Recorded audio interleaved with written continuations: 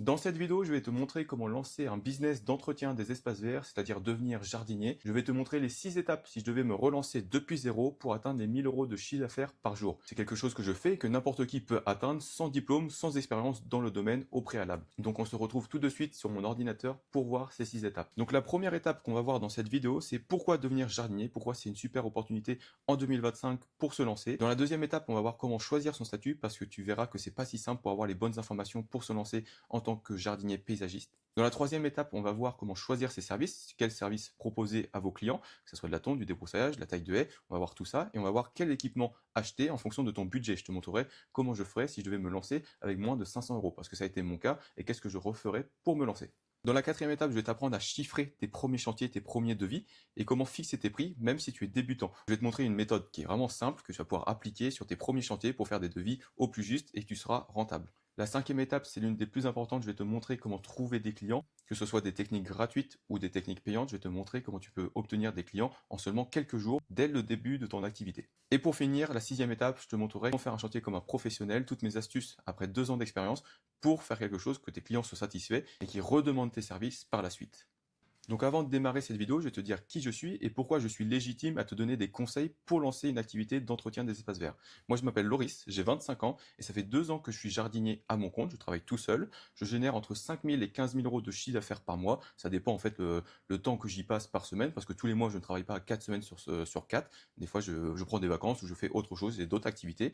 Donc en général c'est pour ça que ça varie entre 5 000 et 15 000 euros. Ce chiffre d'affaires en général je le génère en faisant que 2 ou 3 chantiers par semaine et ces chantiers, la moyenne, c'est entre 500 et 1500 euros le chantier, qui peut durer une journée à 2 journées maximum. Et il faut savoir que moi, quand j'ai démarré sans expérience et sans diplôme, j'avais un très petit budget. Donc je suis très bien placé si toi aussi tu es dans cette situation, parce que je vais te montrer comment j'ai fait et comment j'ai atteint mes résultats. Donc première étape, pourquoi devenir jardinier est une super opportunité en 2025. Il faut savoir déjà dans un premier temps, il y a de la demande partout en France, que ce soit des personnes âgées qui ne peuvent plus le faire mais qui restent à la maison, que ce soit des jeunes qui n'aiment pas ça et ils veulent le déléguer, ils ont les moyens, que ce soit des personnes qui sont blessées, qui peuvent plus le faire, qui sont tombées, qui sont handicapées. Il y a vraiment plein de personnes qui ont un jardin, qui veulent rester chez eux mais qui n'ont pas les capacités ni le temps de le faire ou l'argent pour s'acheter du matériel. Et donc c'est pourquoi n'importe où tu habites en France, tu auras du boulot si tu te lances. La deuxième raison de se lancer, c'est que contrairement à n'importe quel autre business qu'on peut faire sur Internet, tu es sûr de gagner de l'argent. C'est pas comme un business, c'est-à-dire tu lances une boutique en ligne ou en e-commerce, tu peux travailler pendant des jours, des semaines dessus et au final avoir 0 euros de bénéfice.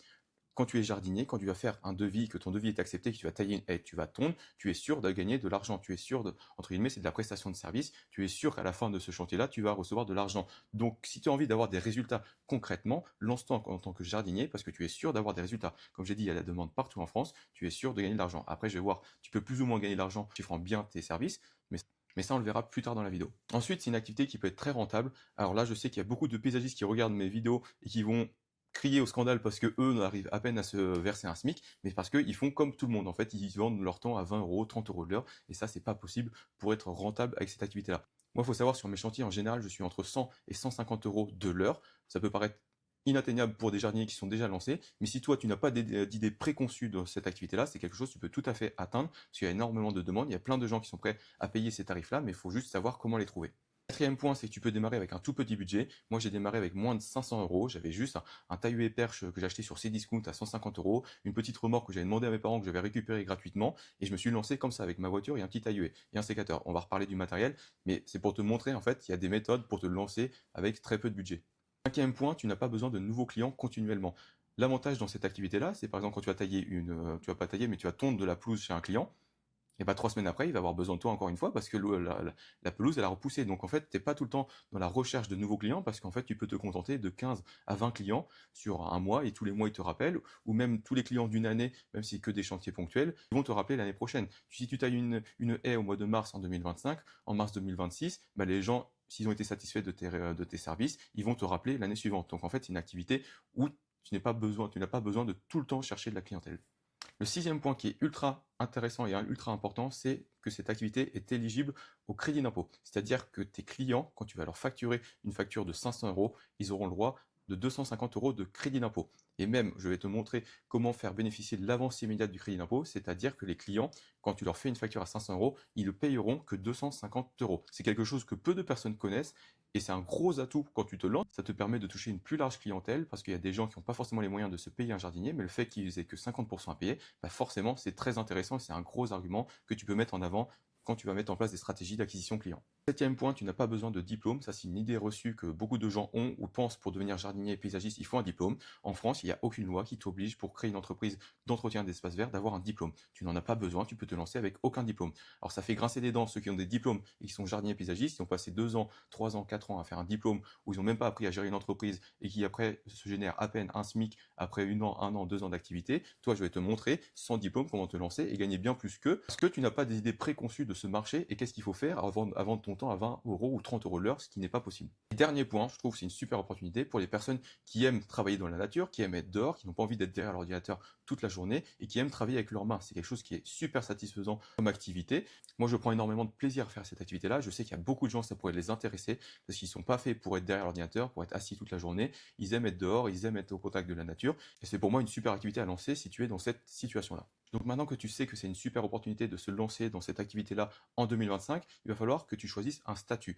Et le statut, c'est vrai que c'est assez compliqué d'avoir des bonnes informations parce que peu de personnes savent toutes les subtilités pour devenir jardinier. C'est assez subtil et je vais te donner la grosse erreur à ne surtout pas faire. La grosse erreur à ne pas faire, c'est de te lancer en auto-entreprise à l'URSSAF parce que l'activité de jardinier paysagiste, c'est une activité qui est liée à la terre et on est rattaché à la MSA. La MSA, c'est l'organisme qui gère les cotisations sociales des agriculteurs. Donc, c'est-à-dire qu'on est jardinier paysagiste, on est assimilé agriculteur. Donc, c'est pour ça que si tu souhaites te lancer avec un statut assez simple, il ne faut pas faire une auto-entreprise, mais une entreprise individuelle. C'est pratiquement la même chose, mais sauf l'auto-entreprise n'est pas reconnue par la MSA, donc tu ne pourras pas te lancer. Et si tu fais ça, tu vas te retrouver dans la mauvaise catégorie, tu peux te faire redresser, tu peux avoir des amendes parce que tu as lancé dans le mauvais statut si tu as un contrôle. Donc c'est pour ça que c'est important de te lancer en entreprise individuelle. Tu as toujours la possibilité de choisir le régime fiscal de la micro comme une auto-entreprise, sauf que là tu es en entreprise individuelle et donc ton dossier sera rattaché à la MSA. Comment on fait pour s'inscrire? Il y a un site internet qui s'appelle Guichet Unique qui permet de faire la procédure assez simplement. Donc tu vas dessus, tu choisis une entreprise individuelle et tu choisis le régime fiscal de la micro et ton dossier sera automatiquement envoyé à la MSA. Ce qu'il faut retenir de ce statut-là, il est vraiment assez simple, il est gratuit, il se lance rapidement. Donc tu auras 25% de cotisation sociale à payer sur ton chiffre d'affaires et jusqu'à 33 000 €, tu es en franchise en base de TVA. Donc tu n'auras pas la TVA à gérer dans ton activité et c'est pour moi le moyen le plus simple de se lancer rapidement sans avoir toute la complexité d'une société, de la comptabilité. Le but, c'est d'avoir tes premiers clients, tes premiers bénéfices, réinvestir dans du matériel et après pouvoir bien gagner ta vie. Ensuite, la deuxième étape, une fois que tu as créé ton statut, ça va être de choisir tes services et tes équipements en fonction de ton budget. Au niveau des services, je te recommande d'en choisir que 3. Parce que ne fais pas l'erreur de tout proposer dès le début, de vouloir tout faire, parce que tu vas te perdre en organisation, tu vas perdre du temps, tu vas pas avoir le budget de tout acheter, donc choisis 3 services. Pour choisir tes 3 services, base-toi sur 3 critères. Le premier, c'est ton expérience. Si tu as de l'expérience dans un domaine, par exemple, tu as l'habitude de tailler la haie chez tes parents, chez tes voisins, chez tes grands-parents ou chez toi, et ben propose ce service. Ensuite, le deuxième critère, c'est en fonction de ta localisation. Si tu habites près de la mer et qu'il y a beaucoup de palmiers, bah, tu peux proposer ce service-là. Si tu habites à la montagne et il n'y a aucun palmier, bah, propose pas ce service. Pareil pour la tonte. Si tu habites à côté de Marseille, l'été, l'herbe elle est grillée. Donc ça sert à rien de faire de la tonte dans cet endroit-là l'été. Et troisième critère, c'est en fonction de ton intérêt. S'il y a quelque chose que tu aimes faire, bah, propose-le. Ne va pas faire un service juste parce que c'est rentable et c'est quelque chose que tu n'aimes pas. Jardinier, ok, c'est une activité qui peut être rentable, comme je l'ai dit, mais surtout une activité qui est satisfaisante ou dans lequel tu peux vraiment t'épanouir au quotidien. Donc choisis des services que tu as de l'intérêt parce que c'est quelque chose que tu vas apprécier faire au quotidien. Une fois que tu as choisi tes 3 services, il va falloir acheter ton matériel. Moi, je distingue le matériel en 2 catégories. Il y a les petits accessoires qui sont obligatoires, peu importe le service, et ensuite il y a le gros matériel en fonction de ton service. Par exemple, tu proposes de la tonte, et ben, il faut une tondeuse. Tu proposes de la taille de haie, il faut un taille de haie. Tu proposes du débroussaillage, il te faut une débroussailleuse. Ça, c'est le gros matériel. Pour le petit matériel, les petits accessoires obligatoires, je les ai listés juste ici. Il te faudra un sécateur, ça c'est obligatoire, peu importe ton service. Il te faudra un coupe-branche, ça te permet de couper des plus grosses branches de 2 à 3 cm. Une scie d'élagage pour couper jusqu'à 5 voire 10 cm des branches. Ou sinon, il te faudra une petite tronçonneuse ou une petite élagueuse, mais pour te lancer avec vraiment le minimum de budget, une scie d'élagage c'est encore mieux. Ensuite, il te faudra un bidon d'essence, c'est logique pour ton matériel, pour pouvoir l'alimenter.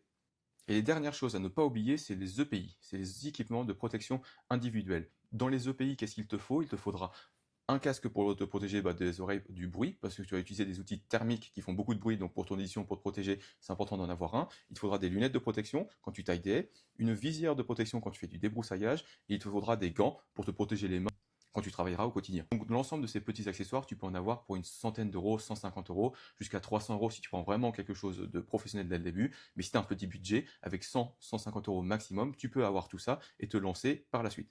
Au niveau du gros matériel, là forcément, c'est un plus gros budget. Donc si tu as le budget, tu peux acheter directement, que ce soit en neuf ou en occasion. En fonction de ton budget, moi je te recommande de partir sur l'occasion, mais choisis toujours des marques professionnelles. Ne va pas acheter ton matériel chez Brico Marché, chez Leroy Merlin, Castorama, parce que c'est du mauvais matériel. Ça va tomber en panne, ça va te coûter plus d'argent que tu vas en gagner. Donc si tu as un peu de budget, autant acheter des marques professionnelles comme Style, Eco et Xverna. Quitte à l'acheter à l'occasion, je préfère acheter du matériel professionnel d'occasion que d'acheter au même prix quelque chose de neuf chez Leroy Merlin, qui sera pas efficace pour toi, qui sera trop lourd et qui te fera perdre de l'argent parce que ça va tomber en panne, tu pourras pas le réparer. Donc dès le début, achète du professionnel. Si tu n'as pas les moyens d'acheter du professionnel, une autre solution avec très peu de budget, c'est de louer le matériel. Regarde autour de chez toi les entreprises de location de matériel. Là, je t'ai listé Kiloutou et Loxam. C'est des entreprises qui te permettent de louer du matériel à la journée, à la semaine et au mois. Et c'est quelque chose que tu peux faire dès le début de ton activité. Si tu n'as pas beaucoup de budget, tu peux aller faire des devis chez tes clients, faire signer les devis. Et dans ton chiffrage, tu vas prévoir la location de ce matériel. Comme ça, le jour où tu iras faire le devis, tu iras louer le matériel avec le devis, avec un acompte que tu auras pu demander à ton client. Et donc te lancer vraiment avec très peu de budget. Maintenant que tu as choisi ton statut, tu as choisi tes services et tu as choisi tes équipements, il va falloir que tu apprennes à chiffrer. Quand tu vas faire des devis chez tes clients, il va falloir que tu saches chiffrer en fonction de ce qu'ils vont te demander.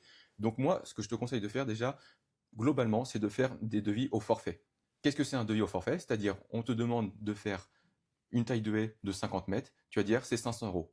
Que tu y passes 3 heures, que tu y passes 3 jours ou 3 semaines, le client paiera la même chose. Ne vends pas tes devis au temps. Ne fais pas l'erreur beaucoup de jardiniers, c'est-à-dire tu vas te vendre 30 euros de l'heure et tu lui dis j'en ai peut-être pour 5 heures et en fonction du temps que tu vas lui faire la facture en fonction de ton temps passé. Ça c'est une grosse erreur parce que ça t'incite pas à être efficace. Le client va être derrière toi, il regarde si tu fais des pauses, si tu n'auras pas le temps en fait, tu seras sous la pression de ton client et c'est vraiment pas du tout intéressant pour toi parce que c'est pas comme ça que tu peux chiffrer des gros devis. Moi, pourquoi j'arrive à chiffrer entre 100 et 150 euros de l'heure? C'est parce que je fais des forfaits. Donc le client, quand je lui fais un devis de 500 euros pour la taille de la haie, si j'ai mis que 2 heures et qu'au final ça m'a fait un taux horaire de 250 euros, lui il est content parce que sa haie, elle a été taillée comme il fallait, le devis il était ok avec ce prix. Que j'y ai passé 2 heures ou 5 heures, ça change rien pour lui. Et c'est comme ça que tu peux avoir des tarifs beaucoup plus élevés parce que le client, lui, il paye la valeur perçue de ce que tu lui as mis sur ton devis. Il te paye pas à un prix à l'heure. Donc maintenant que tu sais qu'il faut faire des devis au forfait, je vais te montrer comment savoir quel forfait proposer en fonction du service. S'il y a une taille de 50 mètres, comment tu fais? Donc pour chiffrer ton forfait, comment tu vas faire? Moi, ce que je te recommande, la méthode la plus simple, si tu débutes, c'est de estimer le nombre d'heures que tu vas passer à faire ton travail. Imaginons tu arrives dans le jardin, tu vois avec le client tout ce qu'il te demande, et tu estimes combien de temps tu vas passer. Ok, pour cette taille de haie, je vais passer 3 heures. Pour cet arbuste, je vais passer une demi-heure. Ici, 45 minutes. Et au total, ça te fait un temps total. Tu calcules ce temps total, imaginons il y a 6 heures, et ensuite tu vas appliquer un taux horaire. Ce taux horaire, tu vas l'estimer en fonction du service qui est demandé et ton niveau d'expérience. Là, je t'ai mis une grille d'exemple, par exemple. Si on te propose de l'attente, si tu es débutant, tu peux partir sur l'idée que tu vas être à 50 euros l'heure. Si tu es confirmé, tu as du bon matériel et que tu as de l'expérience dans le domaine, tu vas pouvoir conseiller tes clients, tu vas faire quelque chose de très professionnel, bah, tu peux justifier cela à 70 euros, voire 90 euros de l'heure. Pareil pour la taille de haie, c'est un peu plus physique, il faut plus de matériel, donc tu peux justifier des prix plus élevés. 50 euros, 75, 100 euros, ça peut aller beaucoup plus. Mais quand tu débutes, le minimum, c'est 50 euros de l'heure. Alors là, quand je te dis 50 euros l'heure, c'est pas quelque chose que tu vas chiffrer au client. Tu vas pas lui dire que tu as 50 euros l'heure. Tu vas te servir de ce taux horaire pour chiffrer ton forfait. Comme je t'ai dit tout à l'heure, si tu as estimé le total à 5 heures, tu vas appliquer ton taux horaire, tu vas prendre la tonte x 50, donc tu fais 250 euros, et lui, tu lui fais un forfait. Tu lui dis, pour l'ensemble des choses qu'on a vues ensemble, ça fera 250 euros. Tu vas pas lui dire que toi, tu as calculé 50 euros de l'heure. Ça, tu le gardes pour toi. C'est un très bon outil pour chiffrer tes chantiers facilement, mais par contre, tu gardes le principe du forfait sur les devis que tu envoies à tes clients. Ensuite, par la suite, tu pourras même te faire une grille tarifaire. Par exemple, à partir de tes premiers chantiers, tu pourras te baser, voilà, j'ai taillé 20 mètres de haie, j'ai proposé 250 euros. Quand je divise les 20 mètres carrés par 250 euros, ça me fait un prix au mètre linéaire. Et du coup, tu vas pouvoir, avec l'ensemble de tes chantiers que tu auras fait, estimer le prix au mètre linéaire, te baser sur celui-ci pour tes prochains chantiers. Ça, c'est pour un niveau un peu plus avancé, mais si tu as compris le principe, avec tes premiers chantiers, tu vas pouvoir après définir ta grille tarifaire, et donc tu pourras te baser et sur ton taux horaire et sur la grille tarifaire. Comme ça, tu arriveras chez le client, tu mesureras la haie a fait 50 mètres, mes anciens chantiers, ok, j'étais content de ce tarif-là, j'étais à 20, à peut-être, je sais pas, je mets quelque chose au pif, 15 euros du mètre, tu vas pouvoir appliquer ce 15 euros du mètre pour chiffrer tes devis. Comme ça, avec ces deux méthodes, tu vas pouvoir avoir des devis qui sont chiffrés au plus juste et auxquels tu seras rentable par la suite. Donc là, maintenant, je t'ai montré comment chiffrer, comment apprendre à chiffrer. Là, je vais te parler du crédit d'impôt. Je t'ai dit tout à l'heure que ces prestations de services d'entretien de jardin, ils sont éligibles au crédit d'impôt. C'est-à-dire que tes clients, quand tu vas leur faire une facture, de 500 euros par exemple, ils vont avoir que 250 euros à payer. Comment on fait pour être éligible au crédit d'impôt? Parce que c'est pas comme ça, c'est pas juste tu fais une entreprise individuelle, tu fais une facture et le client peut avoir 250 euros. Il te faut un agrément de service à la personne. Pour avoir cet agrément, le plus simple, c'est de rejoindre une coopérative. Ça s'appelle des coopératives de service à la personne. C'est très simple pour s'inscrire. Il y en a plein sur Internet. Donc, quand tu lanceras ton activité, il faudra que tu t'inscrives dans une coopérative. Une fois que tu es inscrit dans ta coopérative, ils ont un logiciel de facturation. Donc c'est ce logiciel que tu utiliseras pour faire tes devis et ceux-ci seront éligibles au crédit d'impôt. Quand tu feras ton devis au client, ensuite, à la fin, il aura le droit au crédit d'impôt parce que tu es passé par ta coopérative pour faire la facture. Je t'ai également dit tout à l'heure qu'il y avait le crédit d'impôt classique et le crédit d'impôt avec avance immédiate. La différence, qu'est-ce que c'est? C'est que normalement, le crédit d'impôt classique qui existe depuis 2008, c'est quand tu fais une facture de 500 euros, le client te paye 500 euros, il garde la facture et l'année suivante, quand il déclare ses revenus, il dit qu'il a payé 500 euros de facture de service à la personne, donc d'entretien de jardin, par exemple pour une taille de haie, et du coup, ça lui donne un droit de 250 euros de crédit d'impôt. Donc en gros, sur ces impôts qu'il va payer, ils vont lui faire un crédit. Donc ça, c'est le fonctionnement classique. C'est moins avantageux parce que le client est obligé de régler la totalité de ta facture et attendre un an pour avoir ce crédit d'impôt. Avec l'avance immédiate, le gros avantage, c'est que tu peux faire bénéficier d'un crédit d'impôt immédiatement. C'est-à-dire, le client, si tu fais une facture de 500 euros, il ne va pas régler 500 euros comme avec le crédit d'impôt classique, il va régler que 250 euros. C'est l'URSSAF qui va prélever sur son compte et l'URSSAF va te payer les 500 euros. Donc, c'est-à-dire les 250 euros du client prélevés et les 250 euros de l'URSSAF qui est une avance immédiate du crédit d'impôt. Et toi, tu es réglé de la totalité. Le client a payé que 250 euros. Donc ça, c'est un gros argument quand tu proposes ton devis, le fait que tu puisses faire bénéficier l'avance immédiate du crédit d'impôt. Et ça, c'est possible en passant par une coopérative de service à la personne. Quatrième étape, trouver ses clients. Maintenant que tu sais ton statut, tu sais quel équipement acheter, tu sais quel service proposer, tu sais comment chiffrer tes devis, il va falloir trouver des clients. C'est le plus important. Maintenant que tu sais tout ça, tu as toutes ces informations, il va falloir que tu ailles trouver ces clients pour aller faire tes premiers devis. Il y a deux catégories pour obtenir des clients. Il y a les méthodes gratuites et les méthodes payantes. Dans les méthodes gratuites, la première, c'est utiliser son réseau. En parler un maximum autour de toi. Moi, c'est comme ça que j'ai eu mes premiers clients, c'était chez mes voisins, j'en ai parlé un peu tout le monde. Mes voisins avaient besoin de services et je leur ai fait un devis et j'ai eu mes premiers clients comme ça. Après, avec le bouche-oreille, ça va très vite. D'autres méthodes gratuites, c'est d'avoir une fiche Google et un site internet. Les deux sont liés. C'est très important dès le début de faire une fiche Google et dès tes premiers clients de leur demander des avis 5 étoiles. Avec ça, ça va mettre en avant ta fiche Google et dès qu'il y aura des gens dans ta région, dans ton secteur qui marqueront jardinier plus le nom de ta ville, tu apparaîtras dans les premiers et donc il y aura des gens gratuitement, ça ne te coûtera rien, qui t'appelleront pour avoir une demande de devis. Ce qui est important avec ces premiers clients, c'est que tu fasses un maximum de contenu. Qu'est-ce que c'est du contenu? C'est que tu te filmes en train de travailler, que tu fasses des photos avant-après, et que tu t'en serves pour les mettre sur une page Facebook. Ta page Facebook, ça va être un super outil pour avoir des clients par la suite en utilisant la publicité. Moi, c'est ce que j'ai fait au début, et avec la pub Facebook, en moins d'une semaine, j'ai réussi à remplir un mois de chantier en ayant dépensé juste 50 euros. En ayant dépensé 50 euros, j'ai réussi la première semaine à avoir 10 demandes de devis pour un coût de demande par devis de 5 euros. Donc c'est ultra intéressant parce que moi, les premiers devis, ils étaient tous passés, et donc en fait, ça me coûtait 5 euros pour un devis que je facturais entre 200 et 500 euros. Donc tu vois, c'est très rentable de faire de la publicité Facebook. Mais pour cela, il faut avoir au préalable une page Facebook qui fait professionnelle, c'est-à-dire avec du contenu dessus, pour quand les gens ils vont voir ta pub, ils vont voir ta page, ils vont voir que tu es quelqu'un de sérieux, que tu as déjà publié du contenu, que tu as déjà eu des clients, ça va les rassurer. Et avec cette publicité Facebook, ça va les rassurer que toi, quand tu vas les appeler pour les faire un devis. Donc voilà globalement, il y a toutes ces méthodes gratuites que je t'ai citées, plus la méthode payante. Sers-toi dès le début des méthodes gratuites pour avoir tes 2-3 premiers chantiers, avoir du contenu, que tu vas alimenter une page Facebook, et cette page Facebook, après tu vas mettre un petit budget, 50-70 euros, ça suffit largement pour faire de la publicité Facebook, et tu peux avoir des super résultats parce qu'il y a très peu de jardiniers qui le font, donc quand tu vas le faire, tu vas être le premier sur ton secteur, donc si tu vas te démarquer des clients parce qu'ils n'ont pas l'habitude de voir ça, tout le monde va t'appeler, ça va te coûter très peu d'argent, et tu vas pouvoir remplir ton agenda très rapidement. Et après, avec ces premiers chantiers, faire vite du bénéfice, tu vas pouvoir réinvestir dans du matériel, même si tu as un petit budget, tu vas pouvoir acheter au fur et à mesure dans le premier mois tout ce qu'il te faut pour avoir du matériel professionnel pour la suite de ton activité. Donc maintenant que tu sais trouver des clients, il va falloir que tu saches faire un chantier de A à Z. Il faut que tu saches comment transformer un prospect en client qui est satisfait, qui va redemander tes services régulièrement. Donc le plus important au début, c'est le premier contact. Le premier contact, il faut être chaleureux, il faut être ponctuel, il faut être réactif. Dès que quelqu'un te demande un devis, il faut que tu les rappelles rapidement, il ne faut pas que tu attendes une semaine, il faut que tu montres que tu es quelqu'un de professionnel. Dans ce premier appel, c'est quoi ton objectif? C'est de fixer une date pour aller visiter le jardin pour pouvoir avoir un maximum d'informations pour pouvoir chiffrer ton devis. Donc regarde ton agenda et essaye de fixer le plus rapidement un devis pour venir faire la visite du jardin chez ton client. Lors de cette visite de ce jardin, ça va être important de poser un maximum de questions, savoir quels sont leurs besoins. Ok, ils veulent tailler une haie, à quel niveau ils veulent la baisser, ça fait combien de mètres la haie, c'est quoi les accès pour le jardin, est-ce qu'il faut évacuer les déchets, est-ce qu'ils veulent que ça soit fait rapidement ou ça peut attendre? Donc tout ça, c'est des informations que tu dois poser lors de la visite du jardin. Il te faut un maximum d'informations. Prends des photos, prends des vidéos que tu vas te servir par la suite quand tu vas rentrer chez toi pour chiffrer le devis. Donc ça d'ailleurs, c'est la troisième étape. Une fois que tu as fait la visite du jardin, tu as posé un maximum de questions.